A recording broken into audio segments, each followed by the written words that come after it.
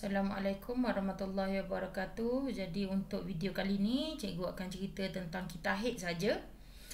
Okay, sepatutnya awak kena kuasai dulu penghasilan ovum kerana oogenesis, penghasilan gamet betina, usid sekunda.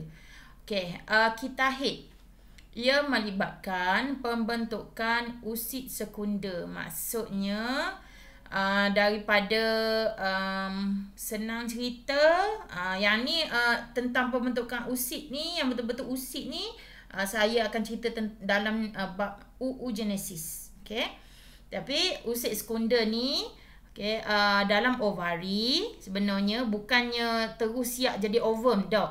Okay, usid sekunda berkembang dulu dalam ovari, kemudian dia akan menjalani meiosis 2. Okay, meiosis 2. Kemudian barulah dia akan menjadi ovum dan jasad kutub. Yang ini disebut di dalam oogenesis. Okay, jadi ovum ini kiranya gamet yang sudah matang lah, yang sudah komplit dia punya pembahagian sel, meiosis dia, untuk dia disenyawakan dengan sperma. Tetapi dalam kita haid, kita tak guna istilah ovum. Sebab yang ovum tu hanya dilepaskan semasa ovulasi. Masa ovulasi tu saja. Tu pun usid sekunda yang dilepaskan, kemudian dia settlekan meiosis 2. Jadi kita akan sebut istilah usid sekunda. Okay, ingat jangan sebut ovum. Okay, jadi untuk kita haid, kita akan cerita tentang pembentukan usid sekunda daripada usid prima.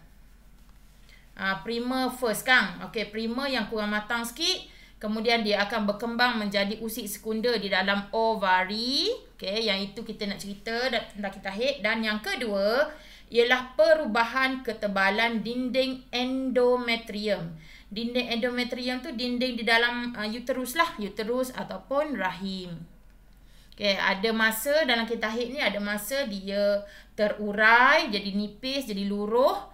Ada masa dia baiki dinding dia jadi mula lepas tu dia lala kali jadi makin tebal. Okay, itu dua benda yang kita nak cerita dalam kita haid. Okay, dinding endometrium menebal sebagai persediaan untuk menerima usid sekunda yang disenyawakan. Okay, dan seterusnya persediaan untuk penempelan embrio. Untuk proses kehamilan lah, itu fungsi dinding endometrium yang menebal. Okay, kalau disenyawakan ni kita tak sebut usid sekunda lah, kita sebut ovum. Okay, betul kan Okay, jika persenyawaan dan penempelan tidak berlaku, usid sekunda akan mati. Jadi dia akan mati dan dinding endometrium akan terurai dan darah disingkirkan. Keadaan ini kita panggil haid. Ni ayat ini adalah haid, bukan kita haid. Kita haid start daripada haid sehinggalah dia berkembang bersedia untuk haid balik. Itu kita haid. Tapi ayat nombor 3 ini adalah haid sahaja.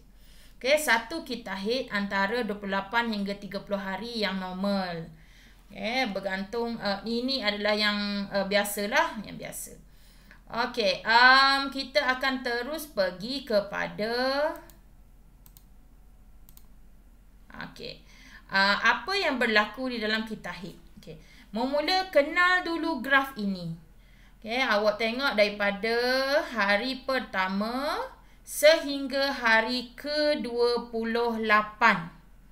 Okay, cuma ingat antara hari pertama kosong ni sehinggalah hari yang ke-5 hingga ke-7 lah. Okay, sampai sini dah lebih kurang. Okay, ke-6, ke-7. Okay, ke-6 lah kita ambil. Okay, tengah-tengah senang. Okay, 3 ni jarak ni antara 0 hingga 6 adalah haid. Masa ni masa haid. Tu awak kena ingat. Apa-apa kita haid mesti mula dengan haid dulu. Okay, kemudian pemulihan. Ini fasa pemulihan dinding. Pemulihan.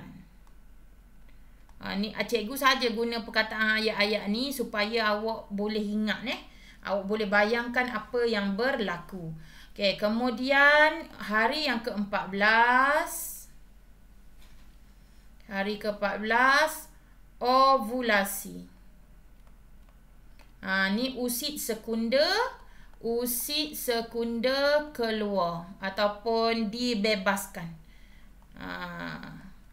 Okey, kemudian dalam hari yang ke-15 hingga hari ke-28 ialah penebalan dinding lah. Penebalan dinding endometrium. Sini dekat pemulihan ni pun dia dah start tebal.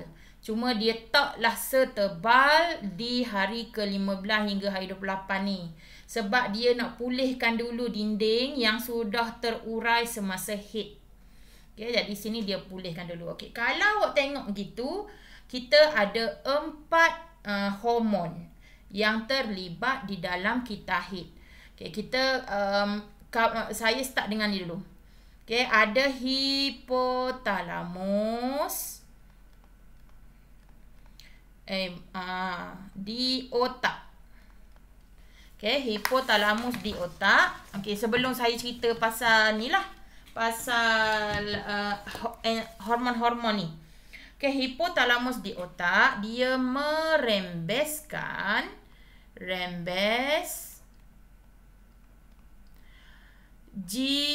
GnRH.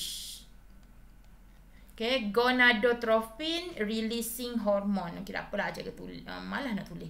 Okay, gonadotropin releasing hormone. Awak ingat susunan ni G huruf besar, N huruf kecil, R huruf besar, H huruf besar. Okay, GnRH ni kiranya kita panggil dia sebagai hormon untuk reproduktif. Maksudnya kan reproduktif dalam bahasa Melayu. Untuk pembiakan lah. Untuk pembiakan. Untuk wanita punya. Okay, jadi GnRH ini akan merangsang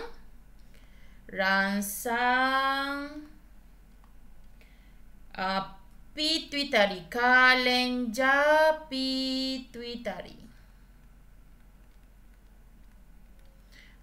Okay, hipotalamus di otak, kelenjar pituitari pun di otak. Okay, untuk rilis. GnRH merangsang kelenjar pituitari untuk membebaskan 2 hormon. Okay, rembes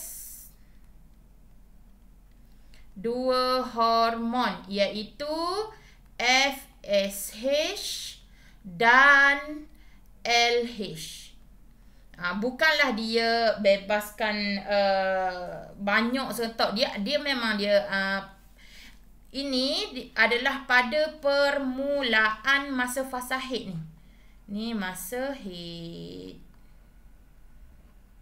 Masa haid Okay, bermulanya masa haid tu, hipotalamus merembeskan GnRH untuk merangsang kelenjar pituitari merembeskan 2 jenis hormon iaitu FSH dan LH. FSH ni nama dia adalah follicle.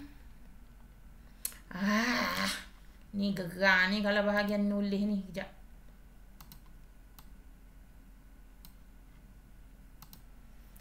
FSH dengan LH cikgu sambung pada video seterusnya. Kejap